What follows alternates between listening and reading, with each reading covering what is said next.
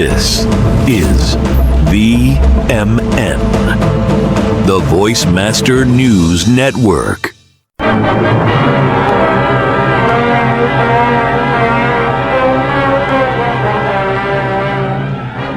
Ang paglapag sa Mariveles, ang simula ng kalayaan.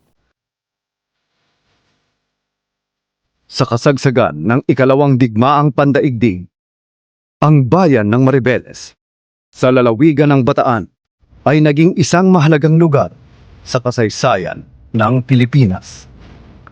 Dito unang dinala ang mga bihag na sundalong Pilipino at Amerikano matapos ang pagbagsak ng Corregidor at Bataan. At dito rin nagsimula ang tinawag na Bataan Death March. Ngunit sa paglipas ng panahon, ang Mariveles ay naging sentro rin ng muling pagsisikap ng mga puwersang alay upang mabawi ang kalayaan ng bansa.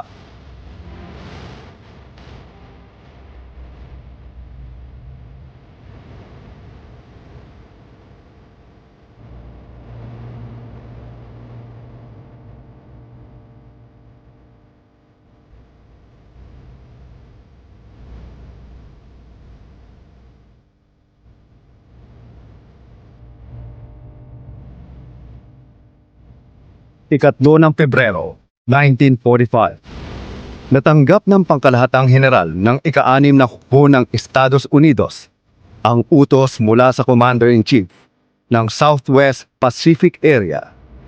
Isang malawakang plano ang isasagawa para sa paglilinis ng Manila Bay mula sa kontrol ng mga Hapones. Ang pangunahing layunin, agawin muli ang Bataan, kabilang ang Mariveles, at muling buksan ang Manila Bay para sa mga Allied Forces. Ayon sa plano, isang puwersang pandigma ang gagalaw pababa sa silangang baybayin ng Bataan, habang isa pang puwersa ang magsasagawa ng amphibious assault o paglusob mula sa Subic Bay patungo sa Mariveles. Ang layunin, agawin ang kontrol sa timog ng Bataan at maghanda para sa pagsalakay sa Corregidor. Ika-15 ng Pebrero, 1945. Nagsimula ang 70 minutong matinding pagbobomba ng ika-7th Fleet sa katimugang dulo ng Bataan bilang paghahanda sa paglapag ng mga unit ng ika-38 Division sa daungan ng Mariveles. Eksaktong alas 10 ng umaga, sinimulan ang bawat bugso ng pagsalakay. Ang unang alon na binubuo ng isang buong rehimen ay dahan-dahang lumapit sa dalampasigan, habang ang mga Higgins boat ay papalapit sa baybayin ng Mariveles. Patuloy namang pinapahina ng mga eroplanong pandigma ang depensa ng Corregidor. Ang pagsakop sa Mariveles ay mahalaga upang patahimikin ang mga kanyon sa daungan na sumasaklaw sa Corregidor. Ang mga LSTs o landing ship tanks ay nagsimulang magdiskarga ng mga sundalo at kagamitan sa iba't ibang bahagi ng daungan.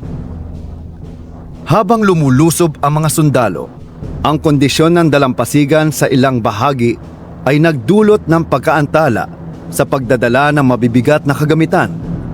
Gayunpaman, mabilis nilang napasakamay ang paliparan ng Mariveles at nagsimulang lumawak ang kontrol patungo sa Hilaga, Silangan at Kanluran. Ang matinding pagbobomba bago ang pagsalakay ay halos magwasak sa buong Mariveles. Ang natitirang puwersang Hapones ay nilinis at tuluyang napuksa ng mga sundalo ng ika-3 Batalyon. Sa unang pagkakataon, sa halos 3 taon, muling itinaas ang watawat ng Estados Unidos sa Mariveles, hudyat ng bagong yugto sa paglaya ng Pilipinas mula sa pananakop ng mga Hapones. Ang matagumpay na operasyon sa Mariveles at Corregidor ay nagbigay daan sa muling pagbawi ng Maynila at ng buong Luzon mula sa mga kamay ng mga Hapones. Sa pamamagitan ng tapang, disiplina at pagkakaisa ng Allied Forces, nawasak ang malalaking kanyon na nagtatanggol sa Corregidor at naibalik ang kontrol sa Manila Bay.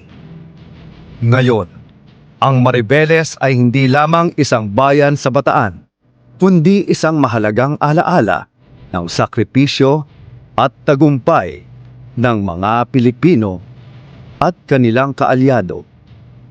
Isang paalala na ang kalayaan ay may halagang dugo, pawis at buhay na mga bayaning lumaban para rito. Sa huling pagsulyap sa kasaysayan, ating isaisip, ang Maribeles ay naging saksi sa madilim na panahon ng digmaan. Ngunit ito rin ang naging unang sinag ng muling pagsilak ng isang malayang Pilipinas.